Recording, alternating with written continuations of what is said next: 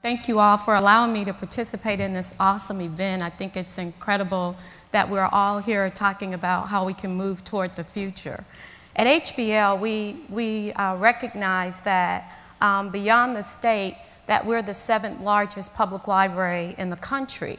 And our community broadband success stories are really about how opportunity meets preparation. Right now, as we're talking, there's parents and grandparents at our HBL mobile computer lab in an area where a small school district within the city of Houston that is in crisis are right now using those computers and laptops on that mobile lab to apply for jobs and for computer training. So we've reached out in those areas. It's an area where the transportation is a challenge and also a low poverty area. Right now, as we're meeting here today, there's a group of kids that have gotten out of school where the free lunch program is about 100% at that school. And we have met and collaborated with the Parks and Recreation Department to build in and put in computers and laptops where that community center, the focus for a long time was recreational needs, and now those kids are being connected in a place that they can't get connected at their homes. So we surely have those success stories. And probably what you want to know is how did we begin to lay some of the foundation to get to where we're talking the community is being connected now. And it started with Mayor White. A couple of years ago, he had a vision, and he wanted the least connected of the people that he served to be more connected. And in the meantime, while he was having this vision and creating the Digital Inclusion Initiative, the city had a contract that had been breached, and we received $5 million. And the mayor decided to put that money where his vision was. And the library had a relatively new director that had come on board, Dr. Lawson. And she wanted to take the library down a whole different path that we hadn't been before. And that path was to be a library without walls. And she wanted to outwardly focus on what we did, rather than look at the needs of the community, outlining what they needed in terms of libraries. She really wanted us to look at what the community out there really needed addressed. And with that, we realized that some things were already working simply because we were a library. And one of those was that we were the largest provider in the city of internet connectivity, public access. We also realized that we were probably one of the larger providers of computer training, free computer training for the community. And the last thing we realized that we had already made all of our locations, besides the neighborhood libraries, we have a total of 42 different location sites, and all of those sites were already wireless. So those were the things that were working real well. So what are some of the new paths that we took? Well, the first path we took was to make our relationship building stronger. So we looked at the key partnerships that we already had, and we tried to identify how we could make those relationships even stronger. The second thing we did, we rebranded ourselves. We worked really hard on rebranding ourselves. The third thing we did was we embraced new community partners, not only at the local level, but also at a national level if we had an opportunity. And we made sure that we formalized those partnerships. And the fourth thing we did, which really became exciting, and I'll give you some examples later, is we made innovative external events.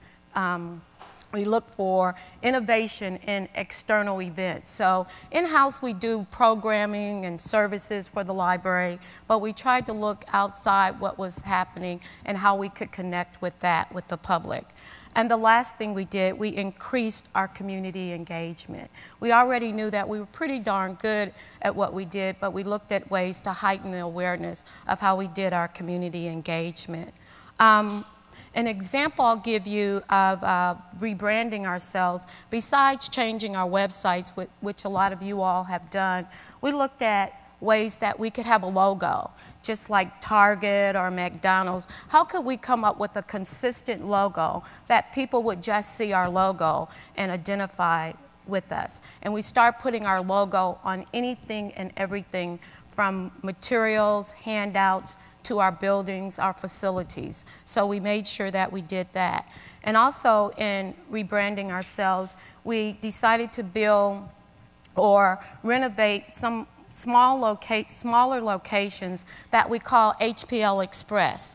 And those locations have less material and more technology. And they're some of our better used locations right now, where people can walk off the street and give the people what they want. They want technology.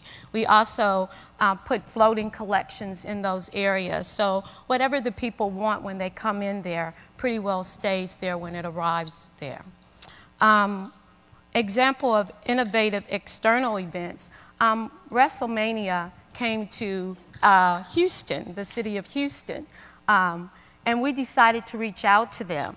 And so we had an event where all the wrestlers were there looking very wrestler and tattooed and whatever. And they were actually sitting in chairs, reading books to children and encouraging reading and heightening the awareness of literacy in the city of Houston. So it happened at a location on a library site, but it was just a very strange sight to see. And the money that was raised at that event, actually, they gave it back to the library so we could continue some of our programs and services for the community. So that was an eye catcher for the community, because there are a lot of people that are plugged in to the WrestleMania. Another thing we did, we have a sign on our plaza that says "No skateboarding allowed." And we reached out to Red Bull because we realized, believe it or not, I look at MTV, and I realized through a reality show that Red Bull sponsors a lot of skateboarding. And we reached out to them and asked them would they be willing to come to Houston and do one of their events on the plaza that said "No skateboarding." And we wanted to increase the youth involvement in our programming. And they did, and they just changed the platform. It looked totally different that day. It was a two-day event, and there was a lot of excitement. And the kids from all over caught the city bus to come to that, and it was an attraction. And of course, we had a way of looping them in about reading and our library services, and it was just a very exciting way to match up that creativity.